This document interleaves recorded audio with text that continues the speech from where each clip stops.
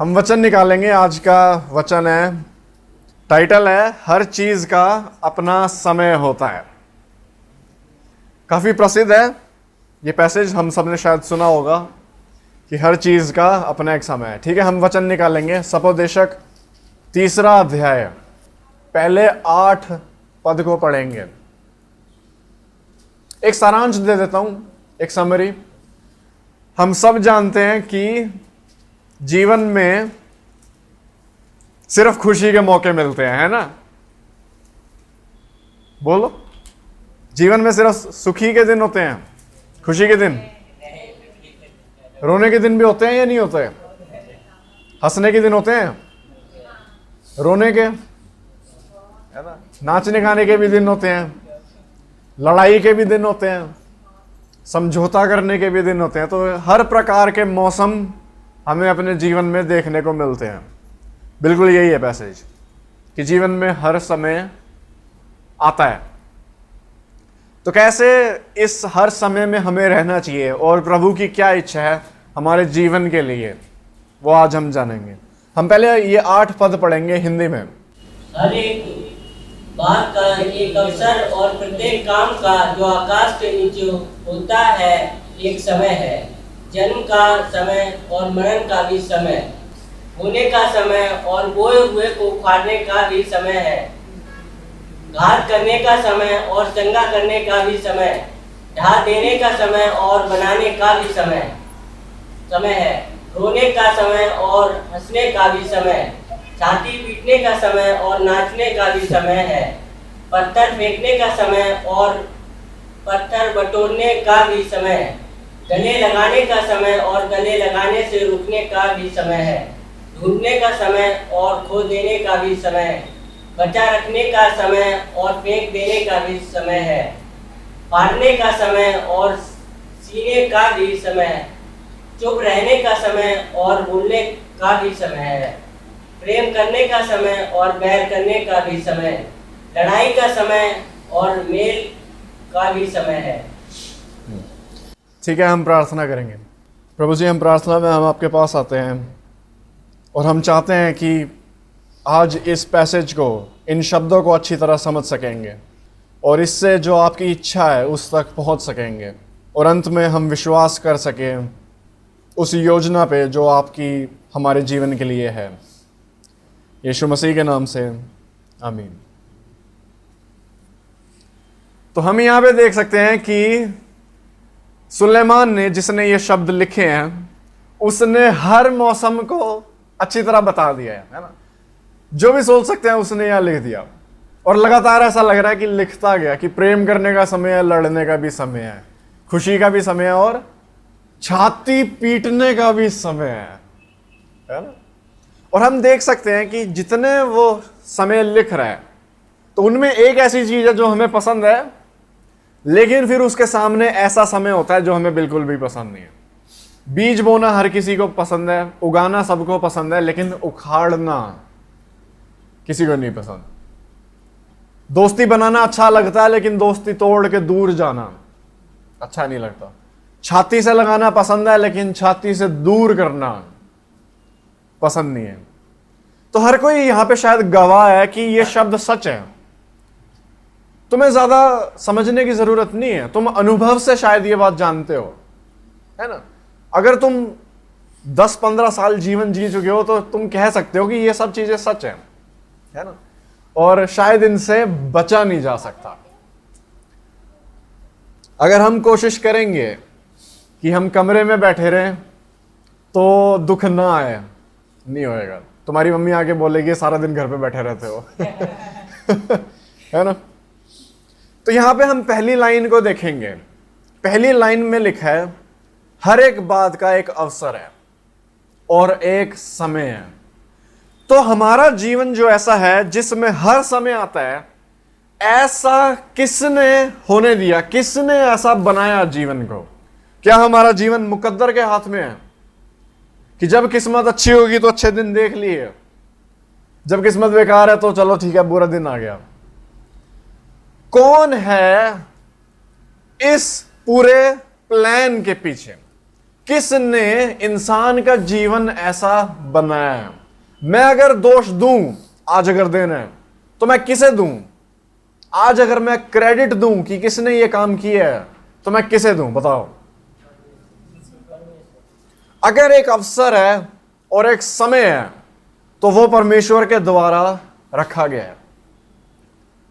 कहने का मतलब, अगर इंसान का जीवन इस तरह से है, उसकी रीति ये है कि हर समय उसके जीवन में आएगा, चाहे वो अमीर हो या गरीब हो, छोटा हो या बड़ा हो, समाज में ऊपर हो या नीचे हो, हर प्रकार का समय हर बंदे में आएगा, चाहे काला गोरा हो, है ना।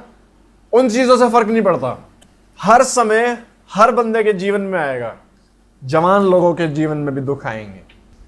जो भी कार्य वो करता है उसके पीछे उसकी सोच है, उसका प्रेम है तुम्हारे लिए और सबके लिए। तो आज हम उसको सीखने की कोशिश करेंगे।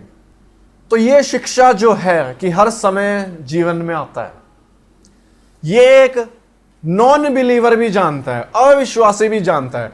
जो बंदा परमेश्वर की शिक्षा को नहीं जानता वो भी ये बातें जानता है कि जीवन में हर समय आता है ना। लोग ऐसे बोलते हैं, अगर तुम्हें दुख है और तुम अपने कंफर्ट के लिए, सहानुभूति के लिए अपने दुनिया के दोस्त के पास जाते हो जो परमेश्वर के तरीके नहीं जानता, तो वो कोशिश करेगा तुम्हें ऊपर उठाने की। वो क्या बोलेगा? कोई बात नहीं, वक्त बदल जाएगा। ऐसी भाषा को यूज करते हैं, वक्त बदलेगा। या फिर एक बहुत फेमस गाना आया था अभी, सबका टाइम आएगा,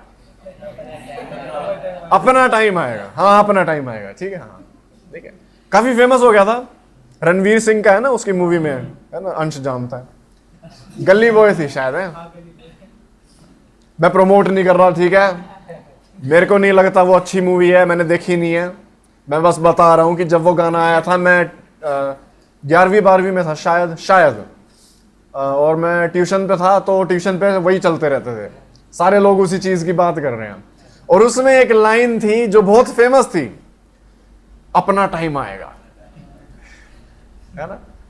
इस बात के पीछे क्या है कि भाई आज अगर मैं नीचे हूं, आज अगर मैं पिट रहा हूं, जीवन में मेरा टाइम भी आएगा ऊपर उठने का, है ना। तो ये सब के पीछे क्या दिमाग में चलता है? फिलॉसफी क्या है? फिलॉसफी ये है कि वक्त बदल जाता है ना? हर समय आता है। तो ये बंदे हर कोई जानता है, हर बंदा, विश्वासी हो अविश्वासी हो, ये बात सबको पता है। फर्क इतना है कि जो अविश्वासी है वो बस इतना जानता है कि वक्त बदलेगा, इससे आगे क्या है उसे कुछ नहीं पता। अल्टीमेट मकसद क्या है, कारण क्या है, क्यों ऐसा होता है, उसे कोई आइडिया नहीं है। विश्वासी जानता है। आज हम जानेंगे। तो तुम्हारा दोस्त हो सकता है बोल दे, कोई बात नहीं, तुम्हारा टाइम भी आएगा, वक्त बदलेगा, लेकिन इसके बाद वो कुछ नहीं बोल सकता, वो खुद ही नहीं जानता। इसके बाद वो खुद ही नहीं जानता। तो हम देखेंगे कि इस पैसेज से क्या हो सकता है।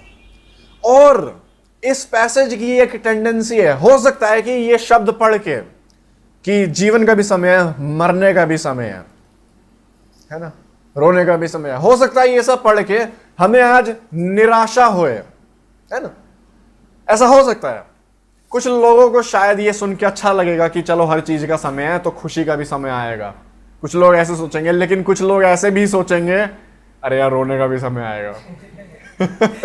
है ना। तो यहां पे कुछ कारण मैं तुम्हें दूंगा कि क्यों ये हमें निराशा दे सकता है, ये शब्द, ये पैसेज। पहला कारण पढ़ो हिंदी में, राजीव। हमेशा खुशी के दिन नहीं हो सकती। हाँ, अच्छा ठीक है, हिंदी थोड़ी गलत लिख दी, कोई बात नहीं, या माफ कर दें। हमेशा खुशी के दिन नहीं हो सकते, ये एक दुख है हर किसी का, है ना। मेरा एक दोस्त है और उसने मेरे को एक बार बोला, मेरे 4 दिन बहुत अच्छे चल रहे हैं, आज पता नहीं क्या बुरा होएगा मेरे साथ। ऐसे हम सोचते हैं ना कि जीवन अगर 4 दिन अच्छा चल रहा है, आज तो कुछ बुरा होने वाला है, क्योंकि इतने लंबे समय तक मैं खुश नहीं रह सकता। ऐसा नहीं सोचना है, ठीक है। हो सकता है तुम्हारी खुशी 1 महीने की हो सकता है 6 महीने की, हो सकता है 1 साल की, लेकिन यह बात सच है कि जीवन में दुख तुम्हें भी देखना पड़ेगा। मेरा एक और दोस्त था, वो क्या कर रहा था, वो किसी और बंदे के लिए प्रार्थना कर रहा था। तो वो मेरे पास आता है, वो मुझे कहता है यार मैं उसके लिए बहुत टाइम से प्रार्थना कर रहा हूं और प्रभु का धन्यवाद वो प्रभु की आग में चल रहा है जिसके लिए वो प्रार्थना कर रहा था। तो उसने मुझे कहा कि मैं चाहता हूं यार उसकी ना ये आग प्रभु में बनी रहे। तो उसे बहुत चिंता हो रही थी कि उसके दोस्त की जो प्रभु में आग है वो ठंडी ना पड़ जाए, बहुत चिंतित था वो। तो मैंने उससे कहा कि अरे हर समय आता है जीवन में, हर समय आता है और ऐसा समय आएगा, जरूर आएगा कि वो ठंडा होएगा कभी ना कभी। तो मैं क्या चाहता था, मैं उसे चाहता था कि वो प्रभु पे भरोसा करे कि अगर प्रभु में उसका दोस्त ठंडा हो भी गया तो प्रभु फिर भी गर्म कर देगा। ठीक है, मैं ये चाहता था। तो जैसे ही मैंने उसे बोला ना कि अरे जीवन में हर समय आता है, ठंडा भी होने का समय आता है, उसने एकदम से मुझे बोला अरे नहीं नहीं ये मत बोल, ये मत बोल। लोग ऐसे होते हैं, है ना, सुनना भी नहीं चाहते जो सच्चाई है। अब तुम मुझे तो चुप कर दोगे लेकिन परमेश्वर को चुप कैसे करोगे? ये ऐसी चीजें नहीं है जिसके आगे हम आंख बंद करके चल सकते हैं, है ना। वो वाले शब्द नहीं पढ़ेंगे बाइबल के जिसमें थोड़ा सा दुख लिखा है, छाती पीटना लिखा है। ये सच्चाई है। परमेश्वर अपने प्रेम में तुम्हें सच्चाई बता रहा है कि ऐसा जीवन में होएगा। तो हम अपनी तरफ से क्या करें, आंखें खोलें और जो परमेश्वर सिखाना चाह रहा है वो सीखें। ये सच है। हमेशा हर दिन तुम्हारे जीवन में खुशी और आनंद का नहीं होने वाला, ये सच है। दूसरा कारण कि हम निराश हो सकते हैं, ये शब्द पढ़ के पढ़ो हिंदी में। खोने, शोक मनाने, फेंक देने का समय, इनसे बच नहीं सकते। और इनसे तुम बच नहीं सकते। इन समय से छाती पीटने का समय आएगा और तुम उसे टाल नहीं सकते। तुम अपने आप को पिंजरे में बंद नहीं कर सकते कि मैं किसी लोगों से नहीं मिलूंगा, है ना, अगर मैं बाहर निकलूंगा ही नहीं तो कुछ गलत मेरे साथ होएगा नहीं। कभी कभी लोग ऐसा सोचते हैं, है ना। और दुनिया के जो लोग होते हैं उनके माइंड में ऐसा होता है, वो काफी कोशिश करते हैं कि हमेशा बचने की कोशिश करेंगे हर प्रकार के दुख से। ये नहीं होने वाला। दुख तुम्हारे जीवन में कभी ना कभी आएंगे और इन सब चीजों के बारे में सोच के देखो। खोने का समय है। जो चीज तुम कमाने में लगे हुए हो, एक दिन आएगा तुम कुछ ना कुछ खोओगे। जिस चीज के पीछे तुम लगे हुए थे, जो चीज तुम कमा रहे हो, जिसके पीछे खून पसीना बहा रहे हो, एक दिन आएगा तुम उसे खोओगे। कितनी ऐसी कहानियां दुनिया में मिलती हैं। लोगों ने इमारतें खड़ी करी, जायदाद इकट्ठी करी, लेकिन जब फल खाने का समय आया तो रह गए, जीवन ही चला गया, या कोई चोर आ गया या कोई घटना होगी और जो जिस चीज के पीछे मेहनत करी थी वो हाथ में आ गई, लेकिन आज उसका फल नहीं खा सकते। खोने का समय है, रोने का समय है और दूर फेंकने का समय है। काफी कठोर शब्द लगते हैं, है ना। हम इनसे बच नहीं सकते, ये भी सच है। तीसरी चीज, निराशा का कारण पढ़ो। कोई भी चीज हमेशा नहीं रहेगी। कोई भी चीज हमेशा की नहीं है। कोई भी चीज परमानेंट नहीं है ना। हर चीज एक समय पे खत्म होएगी। हर चीज तुमसे एक समय पे अलग कर दी जाएगी, है ना। और ये सिर्फ दुनिया की चीजों के लिए नहीं है। हो सकता है यहां पे इज्जत की बात हो रही हो। एक समय ऐसा भी आएगा जब इज्जत नहीं मिलेगी। समझ पा रहे हैं मैं क्या कहना चाह रहा हूं। और इंसान को पता है सबसे ज्यादा आनंद की फीलिंग कब मिलती है। एक इंसान को सबसे ज्यादा आनंद की फीलिंग तब मिलती है, खासकर आदमियों को, जब उनका जीवन बिल्कुल फिक्स्ड है और उन्हें पता है कि ऐसा ही होएगा। जब उन्होंने जो सोचा है उसी हिसाब से सब कुछ हो तो वो खुश है। एक फिक्स्डनेस, एक सिक्योरिटी। समझ पा रहे हैं मैं क्या कह रहा हूं। जब जीवन जैसा सोचा है वैसा चलेगा तो वो खुश है। लेकिन हम जानते हैं कि ऐसा नहीं होता। ये शब्द सबूत हैं कि ऐसा नहीं होएगा। इन शब्दों से क्या पता लग रहा है कि मेरा जीवन जो है वो अलग अलग मौसम से भरा हुआ है। समझ पा रहे हैं? जहां पे कोई भी मौसम हमेशा रुकेगा नहीं। और फिर फाइनली चौथा, हो सकता है कोई सोचे क्या, शायद ये मौसम मुझे इधर उधर फेंक रहे हैं। शायद कुछ लोग निराश हो जाएंगे कि मेरा जीवन सिर्फ ये मौसम चलाए जा रहे हैं। जब अच्छा दिन आता है तो 2 दिन खुशी के मिल जाते हैं, लेकिन फिर दुखी का मौसम आ जाता है ना। शायद हम एक कठपुतली की तरह हैं और बदलते मौसम के साथ हम भी जीते रहते हैं। हंसने का दिन आएगा हंस लेंगे, वरना रो लेंगे। तो ये सब निराशा के कुछ कारण हैं। और इस पद्यांश से हमें पता लगता है कि हमारे जीवन में हमारे हाथ में कुछ भी नहीं है। समझ पा रहे हैं? ये सब समय हमारे हाथ से बाहर है। इनके लिए, इनसे बचने के लिए मैं कुछ नहीं कर सकता। इनको टालने के लिए मैं कहीं छुप नहीं सकता, कहीं पे हमारे हाथ में नहीं है। तो ये सब निराशा के कारण है, जो कि तब आते हैं जब हम परमेश्वर को के बारे में सोचना बंद कर देते हैं। जब इस कहानी से तुम परमेश्वर को निकाल दोगे और बस जीना शुरू कर दोगे, ये तब होएगा। तो क्या है मकसद इन सब चीजों के पीछे? क्योंकि हमने जान लिया पहले पद में कि अवसर को देने वाला परमेश्वर है। तो अगर परमेश्वर ये सब कर रहा है, ऐसा होने देता है हमारे जीवन में, तो उसका क्या मकसद है? हम पढ़ेंगे आगे 9, 10 और 11वां पद। काम करने वाले को अपने परिश्रम से क्या लाभ होता है? मैंने उस दुख भरे काम को देखा है जो परमेश्वर ने मनुष्य के लिए ठहराया है कि वे उसमें लगे रहें। उसने सब कुछ ऐसा बनाया कि अपने अपने समय पर वे सुंदर होते हैं। फिर उसने मनुष्य के मन में अनादि अनंत काल का ज्ञान उत्पन्न किया है। तो भी जो काम परमेश्वर ने किया है वह आदि से अंत तक मनुष्य समझ नहीं सकता।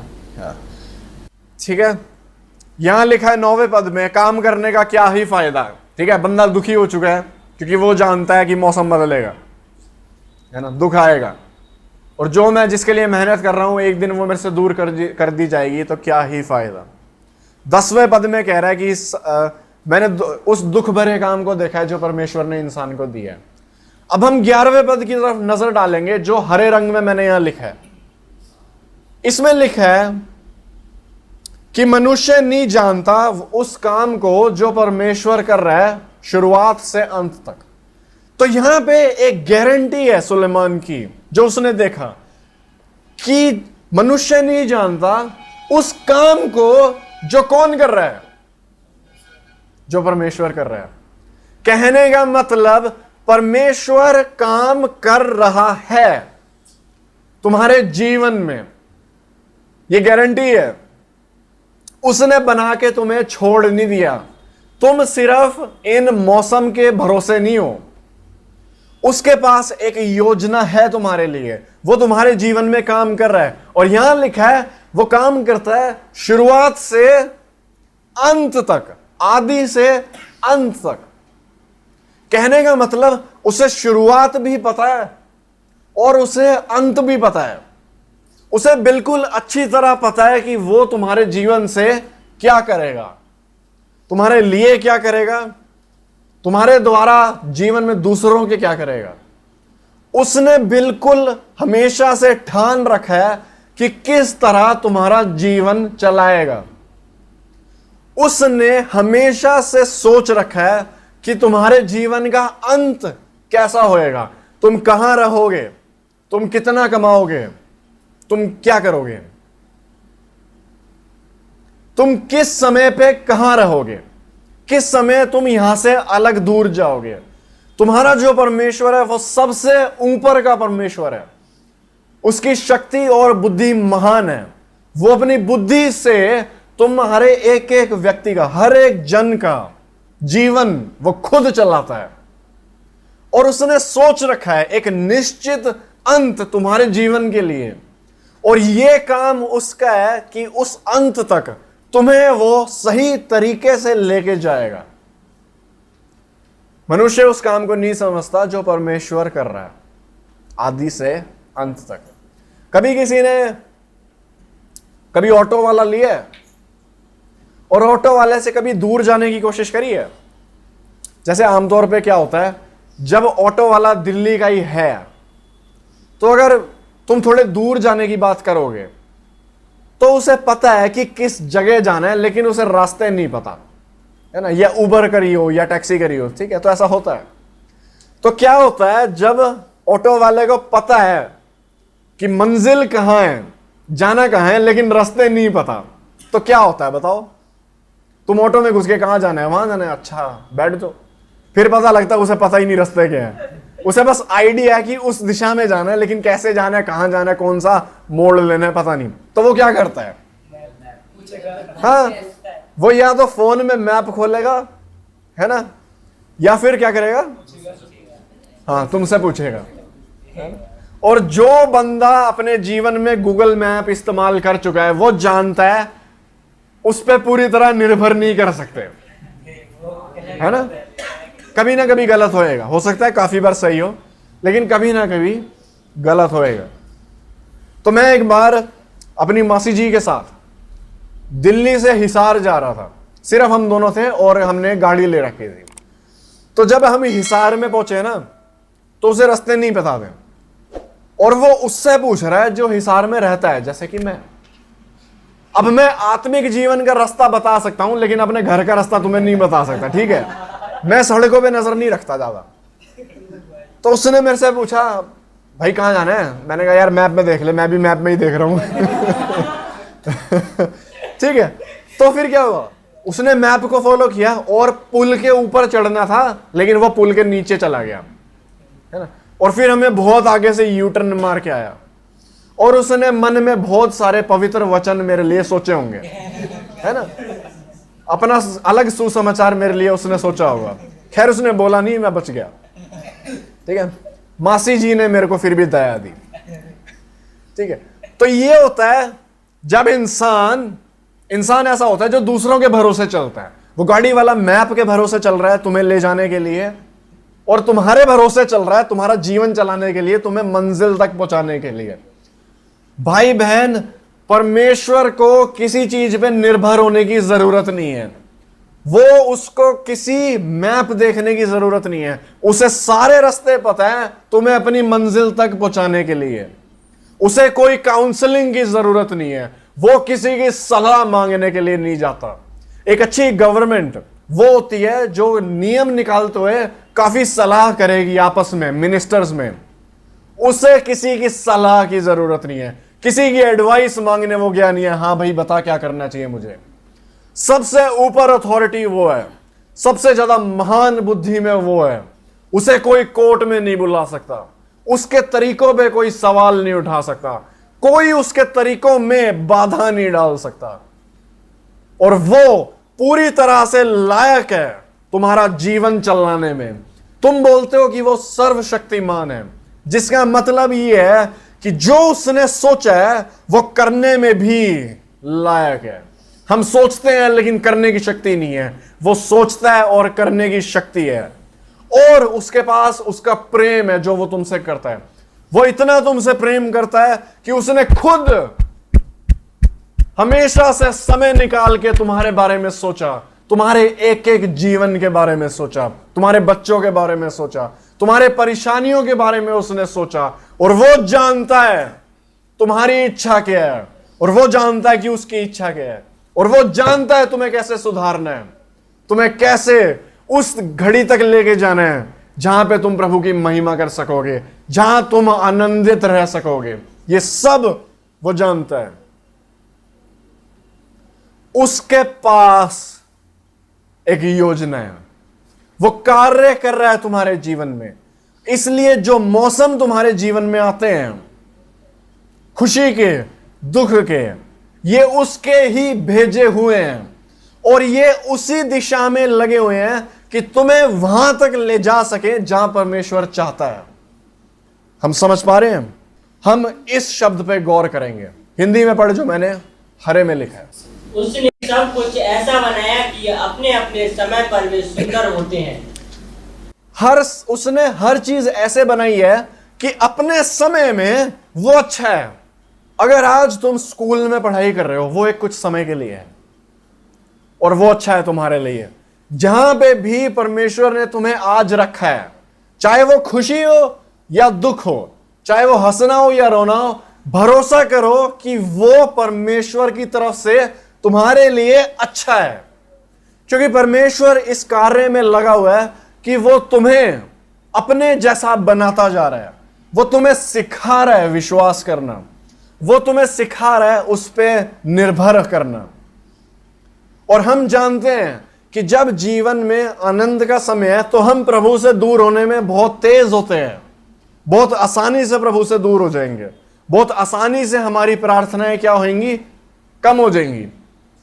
लेकिन जैसे ही थोड़ी सी हवा चलती है, थोड़ी सी बारिश आती है, तो हम प्रभु के नजदीक आ जाते हैं घबरा के, ये क्या हो गया, मेरा जीवन बिखर रहा है। हम विश्वास करें परमेश्वर के शब्दों पे जो कहता है कि हर समय मैंने अपने हिसाब से बनाया कि वो सुंदर है। अगर आज तुम रो रहे हो, विश्वास करो, चाहे तुम देख नहीं सकते, विश्वास करो वो सुंदर है, वो तुम्हारे फायदे के लिए है। हो सकता है तुम अपने बच्चे से दुखी हो कि मैं अपने बच्चों को संभाल नहीं पा रहा, वो बिगड़ता जा रहा है।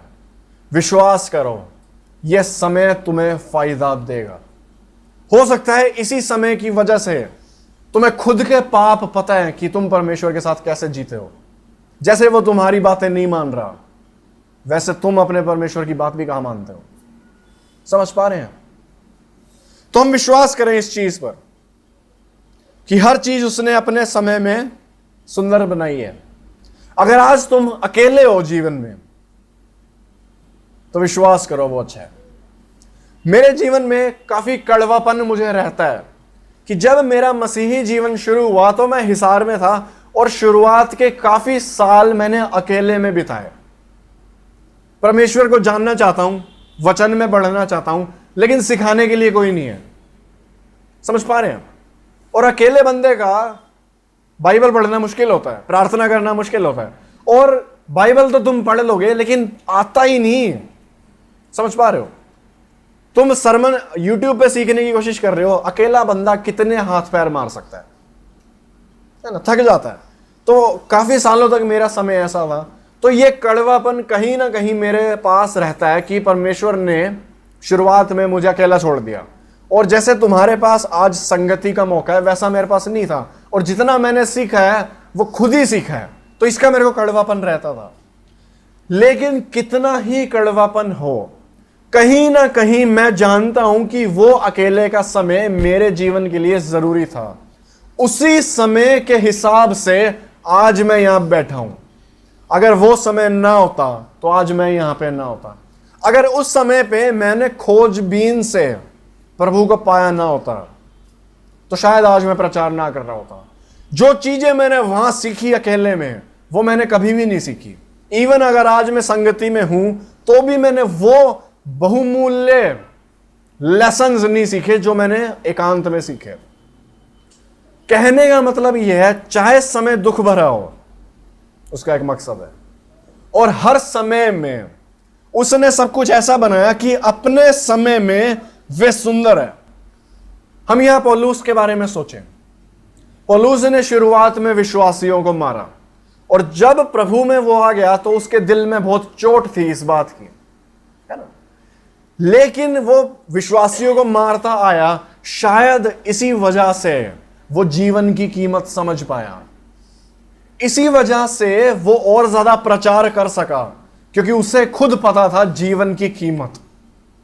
शायद अपने हाथ का खून देख के उसके मन में था कि मैं प्रभु के लिए सब कुछ करूंगा। समझ पा रहे हो? मैं बस ये चाह रहा हूं कि तुम समझो कि तुम्हारे जीवन में जो समय प्रभु ने दिया है उसके पीछे एक मकसद है जो परमेश्वर की बुद्धि ने सोचा है। और अगर उसने कहा कि यह तुम्हारे लिए फायदेमंद है, आंखें बंद करके भरोसा करो।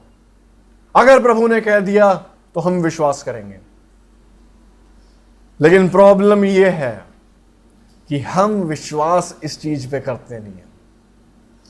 हम विश्वास इस चीज पे क्यों नहीं करते? वो यहां लिखा है आखिरी लाइन में, पढ़ो, हरे वाली। तो भी जो काम परमेश्वर ने किया है वह आदि से अंत तक मनुष्य समझ नहीं सकता। ये है दिक्कत बालक बालिका कि जो भी परमेश्वर हमारे जीवन में कर रहा है मनुष्य समझ नहीं सकता। नहीं पता लगेगा तुम्हें प्रभु क्या कर रहा है। और क्योंकि हमारे जीवन में बहुत सारे समय आते हैं, जैसे हमने जाना हंसने का, रोने का, ये सब समय आते हैं, दुख मनाने का, चीरफाड़ करने का, लड़ाई करने का, शांति बनाने का, है ना। और हम इसीलिए सोचने की कोशिश करते हैं भाई क्या चल रहा है जीवन में, ये क्या हो गया हमारे साथ। और इसीलिए मनुष्य जब कोशिश करता है कि परमेश्वर मेरे जीवन में क्या कर रहा है, यहां लिखे उसे नहीं पता लगेगा। परमेश्वर जानता है कि शुरुआत में वो क्या कर रहा है, अंत में वो क्या कर रहा है, और वो शुरुआत में खड़ा है और वो अंत की तरफ देख सकता है। मैं पहले ये करूंगा, फिर मैं ये करूंगा, यहां मैं इसको पीटूंगा, यहां मैं इसको सहलाऊंगा, यहां मैं इसको भरोसा करना सिखाऊंगा, यहां मैं इसे सिखाऊंगा कि मुझसे दूर मत होया कर।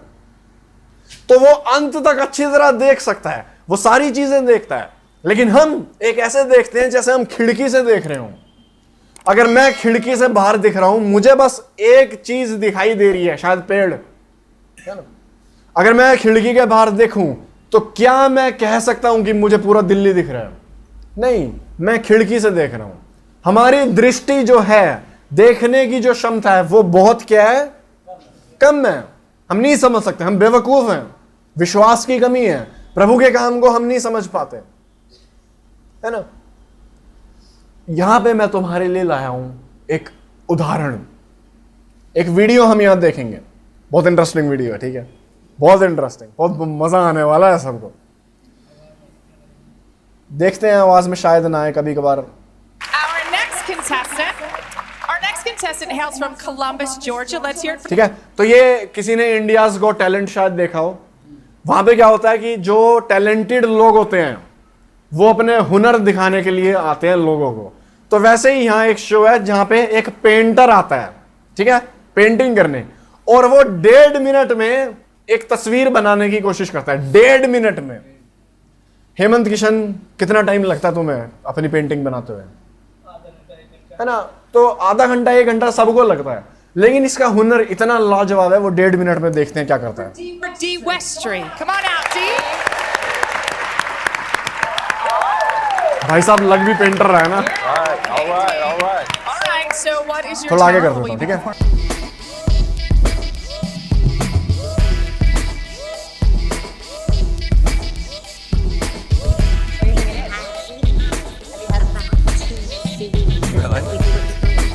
और ड्रॉ करने का भी स्टाइल है भाई साहब, है ना।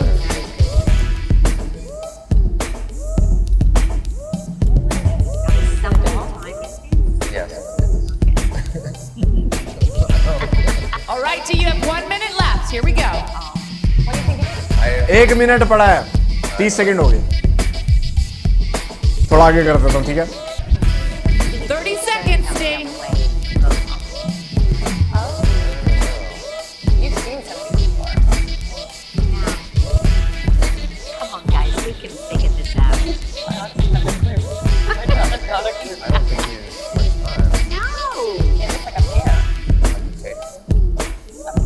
All right, it's coming down to the wire. 15 seconds, D.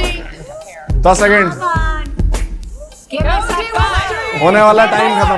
3, 2, 1. Let's hear it for D Westry.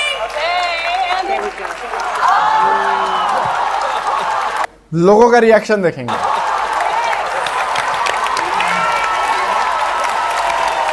इसने जज बनाया है, जो बंदा सामने बैठा है ना, जो बंदा सामने बैठा है उसी की शक्ल बनाई है। ये सफेद बालों में जो आदमी है, इसी को उसने 1.5 मिनट में बना दिया। वो भी उल्टा। तो देख सकते हैं कि हुनर लाजवाब है भाई, है ना। कैसी लगी पेंटिंग? सुंदर है ना। तो मैं एक सवाल पूछता हूं, अगर मैं उसकी पेंटिंग यहां पे रोक दूं, अगर मैंने यहां पे रोक दिया, ठीक है, और मैं तुमसे पूछूं कि ये क्या बनाना चाह रहा है, तो कोई बता सकता है? वो नहीं बता सकता। क्यों नहीं बता सकता? क्योंकि हमें नहीं पता वो क्या कर रहा है। क्या वो जानता है कि वो क्या कर रहा है? वो जानता है वो क्या कर रहा है।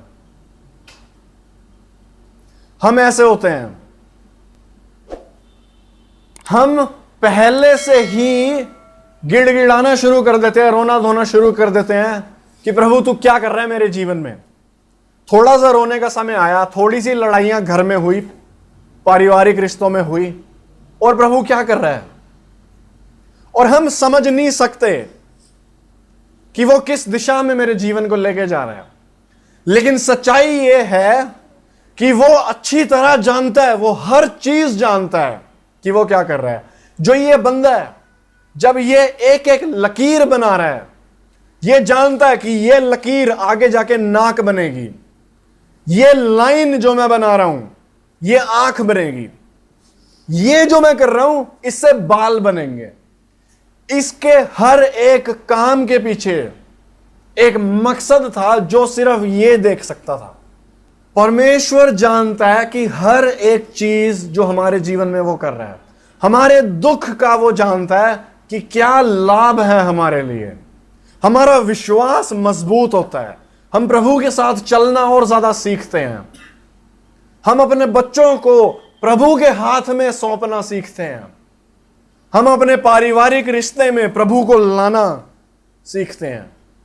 वो हर एक चीज जानता है। अगर एक इंसान, एक कलाकार इतनी अच्छी तस्वीर बना सकता है 1.5 मिनट में, वो तो परमेश्वर तुम्हारे साथ 70 सालों में क्या नहीं कर सकता। हम उस पे संदेह ना करें। समझ पा रहे हैं? हम वापस वहां जाएंगे। यहां पे एक और उदाहरण, किसको पता है ये किसका टुकड़ा है? बच्चों को पता होगा, माँ बाप को पता होगा शायद। किसको पता है ये? हाँ, तो पजल एक ऐसी चीज होती है, एक तस्वीर होती है जो काफी टुकड़ों में टूटी हुई होती है, और अगर तुम सही टुकड़ा जोड़ लोगे तो पूरी तस्वीर तुम्हें बनेगी, है ना? हम इस चीज को देख के रोना धोना शुरू कर देते हैं। जब भी हम एक नई पजल खरीदते हैं, उसके एक टुकड़े को देख के कभी भी समझ नहीं आता कि क्या बनेगा। कभी कभी बक्से के बाहर बना होता है कि क्या बनेगा, लेकिन अगर उसको ढक दिया जाए तुम्हें नहीं पता होगा कि तुम क्या बना रहे हो, है ना? तो हम कोई आइडिया नहीं लगा सकते कि इस टुकड़े से क्या बनेगा, है ना? हो सकता है एक बच्चे की लाल टोपी हो। तो हम इस चीज को देख के घबरा जाते हैं। हम एक चीज को देखते हैं अपने जीवन में, सिर्फ एक घटना को देखेंगे। आज अगर एक समस्या आ गई तो मैं सारी सोच उस समस्या को दे दूंगा। कहीं और गया परमेश्वर, विश्वासी लोग जाएं कहीं और, मैं अपनी समस्या को देखूंगा। हाँ ठीक है, तुम बोल रहे हो प्रभु पे भरोसा करो, ठीक है कर लूंगा भरोसा, लेकिन मैं देखूंगा इस टुकड़े को। और जब हम एक परेशानी को देखते हैं, एक मौसम को देखते हैं, हम कभी भी नहीं समझ पाते। हम सिर्फ एक साइड से देखते हैं, हम एक खिड़की से देखते हैं, और हम कभी भी नहीं समझ सकते कि परमेश्वर कहां लेके जा रहा है। लेकिन जो बंदा पूरी तस्वीर को देख सकता है, उसे पता है उस एक टुकड़े की कीमत। अगर एक टुकड़ा मैंने इस तस्वीर से निकाल दिया, ये तस्वीर अधूरी है। अगर ये समय तुम्हारे जीवन से प्रभु ना देता, तुम्हारा जीवन अधूरा रहता। तुम्हारी मसीही जीवन, तुम्हारी वॉक, तुम्हारा चाल चलन परमेश्वर के साथ, तुम्हारा पाल पोषण जो प्रभु कर रहा है, वह अधूरा रहता। तो परमेश्वर है जो अंतिम तस्वीर को देखते हुए हर एक चीज चलाता है। इसीलिए एक टुकड़े को देख के डरो मत, विश्वास रखो उस पे जो हर कार्य सही कर रहा है। तुम्हारे दुख का मकसद है, तुम्हारी कलेश का जो प्रभु ने होने दिया, उसका एक बड़ा तस्वीर में मकसद है। इसीलिए हम विश्वास करें उस पहले वचन पे कि परमेश्वर ने ऐसा बनाया कि हर चीज अपने समय में क्या है, सुंदर है। तो समझ पा रहे हैं हमारी दृष्टि कितनी छोटी है?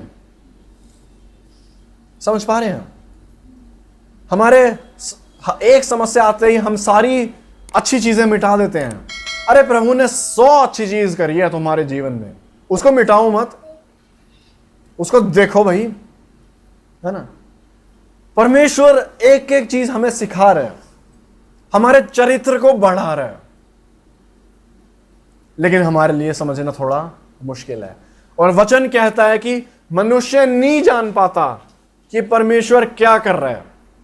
तो अगर मनुष्य नहीं जान पाता, परमेश्वर ने ऐसी योजना बनाई कि लोगों को समझ में नहीं आएगा कि मैं क्या कर रहा हूं।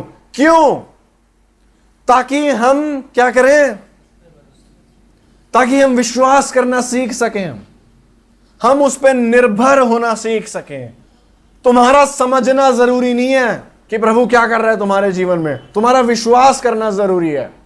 तुम बिना समझे भी विश्वास कर सकते हो इस बात पे कि परमेश्वर अच्छा है, वो प्यार करता है तुमसे। समझ पा रहे हो? मैं यहां पे खुद का उदाहरण दूंगा।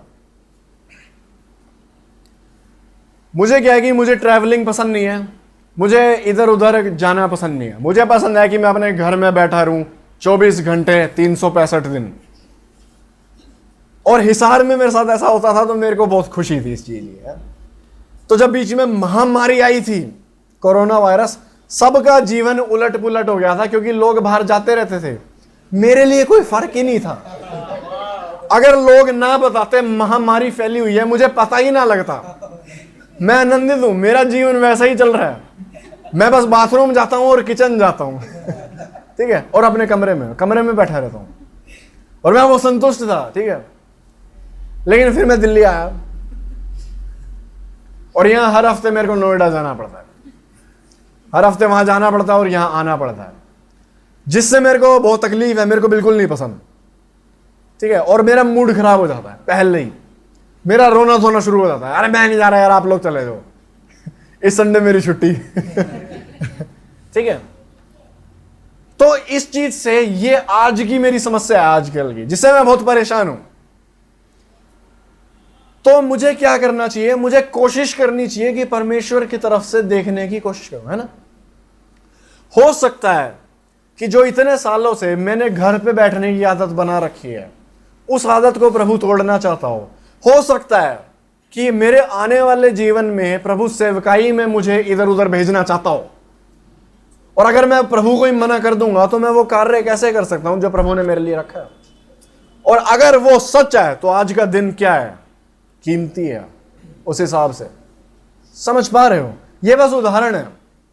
मैं कहना चाहता हूं कि परमेश्वर, आज जो मेरा दुख है, जो मेरी समस्याएं हैं, जिसके पीछे मैं रोना धोना जारी है, मेरा गिड़गिड़ाना जारी है, उसके पीछे प्रभु की योजना है।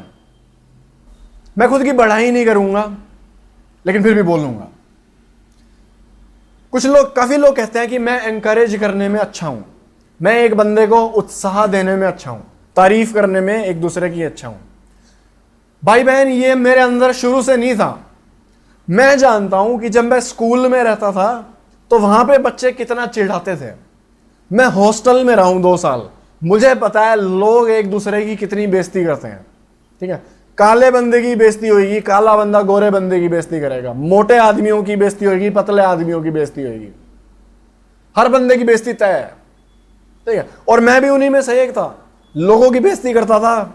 ठीक है, गाली वगैरह नहीं देता, लेकिन बेइज्जती मेरी उसी लेवल की होती थी, बंदे को ऐसा ही लगता था गाली दे दी। ठीक है, तो जो कि सही नहीं है लेकिन वो घटिया जीवन। और उस टाइम मैं तंग था क्योंकि मैं चिढ़ाता था ना, बाद में मेरे को भी होता था यार ऐसे थोड़ी बोलना चाहिए, हो सकता है मैं भी मोटा होता। समझ पा रहे हो? तो उस इतने घटिया लोगों के बीच में मैं रहा हूं, उसी वजह से आज मेरा ऐसा चरित्र प्रभु ने बनाया है कि मैं लोगों को आज क्या कर रहा हूं, उत्साह दे रहा हूं, तारीफ कर रहा हूं। अगर वो समय ना होता तो आज ये समय भी ना होता। अगर तुम्हारे दुख का समय नहीं होएगा, तुम्हारी महिमा का समय भी नहीं होएगा। तो विश्वास करो उस कार्य पे। और अगर तुम नहीं देख सकते कि चलो पार्थ को दिखाई दे रहा है, कोशिश करो कि देखो कि प्रभु क्या चाहता है। लेकिन अगर नहीं समझ आ रहा कि क्या कारण हो सकता है इस दुख का, तुम्हें कारण जानने की जरूरत नहीं है, अपने कलाकार पे भरोसा रखो, क्योंकि अगर उसने ये किया है तो कुछ सोच समझ के ही है। समझ पा रहे हैं? इसीलिए हम विश्वास करें, परमेश्वर ने हर चीज को अपने समय में खूबसूरत बनाया। 14वां पद हम पढ़ेंगे। मैं जानता हूँ कि जो कुछ परमेश्वर करता है वह सदा स्थिर रहेगा। परमेश्वर काम कर रहा है और उसका काम हमेशा रहेगा। बार बार लिखा हुआ है परमेश्वर का काम कर रहा है, आदि से अंत तक कर रहा है, उसका काम सदा रहेगा।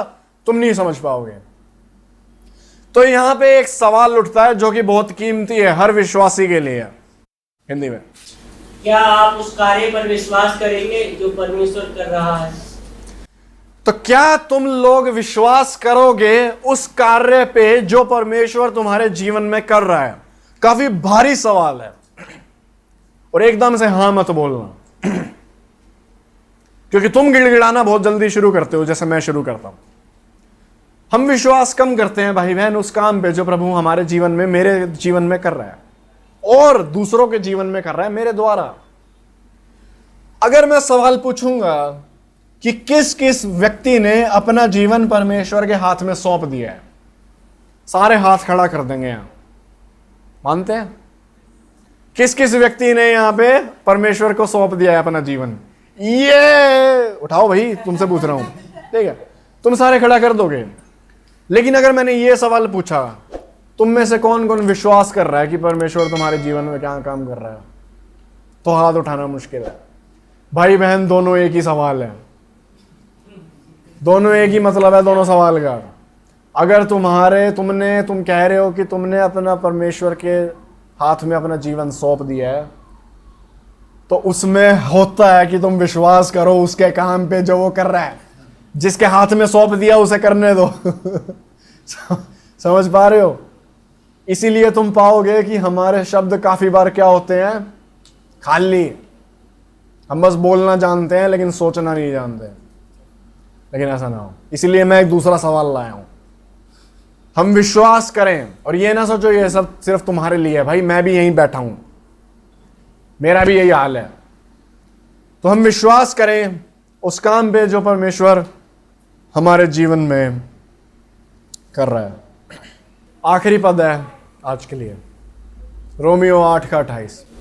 हम जानते हैं कि जो लोग परमेश्वर से प्रेम रखते हैं उनके लिए सब बातें मिलकर भलाई ही को उत्पन्न करती हैं, अर्थात उन्हीं के लिए जो उसकी इच्छा के अनुसार बुलाए हुए हैं। हर बातें उनके लिए भलाई उत्पन्न करती हैं जो परमेश्वर से है, क्या करते हैं? प्रेम। तुम्हारी बात हो रही है, हर बात तुम्हारी भलाई के लिए होएगी। सारी चीजें तुम्हारे पक्ष में जाएंगी, तुम्हारे फेवर में जाएंगी। अगर तुम्हें सड़क से आके बंदा कोई पीट भी गया, तुम्हारा शरीर मजबूत होएगा। अगर परमेश्वर ने कुछ भी तुम्हारे जीवन में होने दिया, तुम और बढ़िया निकलोगे। यह सच है। सारी बात मिलकर तुम्हारे लिए भलाई उत्पन्न करेंगी। विश्वास करो। हर एक चीज का मकसद है, हर एक दुख का मकसद है। ये बातें दुनिया के लोग नहीं कह सकते, नहीं कह सकते। वो परमेश्वर की इच्छा के बाहर चल रहे हैं। तुम हो जो परमेश्वर की इच्छा के हो, है ना? इसीलिए तुम्हारे लिए सारी बातें जो परमेश्वर तुम्हारे जीवन में कर रहा है लाभदायक है। एक बहुत अच्छा पास्टर था, है जीवित है। उससे एक बार एक बंदे ने सवाल पूछा कि परमेश्वर मेरे जीवन में जो कार्य कर रहा है, मुझे कैसे पता लगे कि वो मेरे जीवन में क्या कर रहा है? उसका जवाब ये था, पास्टर जी कहते हैं वो, कि मुझे कभी भी पता नहीं लगता कि मेरे जीवन में प्रभु आज क्या कर रहा है। और जब मैं भविष्य के बारे में सोचता हूं तो भी मुझे समझ नहीं आता कि परमेश्वर मेरे जीवन से क्या कर रहा है, क्योंकि वचन सिखाता है कि मनुष्य नहीं जान पाता कि आदि से अंत तक प्रभु क्या कर रहा है। तो उसने कहा, जब मैं अपने आज के दिन को देखता हूं कि परमेश्वर मेरे जीवन में क्या करता है, मुझे नहीं समझ आता। जब मैं भविष्य को देखता हूं, मुझे नहीं समझ आता प्रभु क्या कर रहा है मेरे जीवन में। लेकिन जब मुड़ के मैं अपने जीवन में पीछे देखता हूं, जो घटनाएं हो चुकी हैं सालों पहले, महीनों पहले, हफ्तों पहले, उनको देख के मुझे समझ आता है कि प्रभु ने क्यों किया, वो क्यों प्रभु ने होने दिया।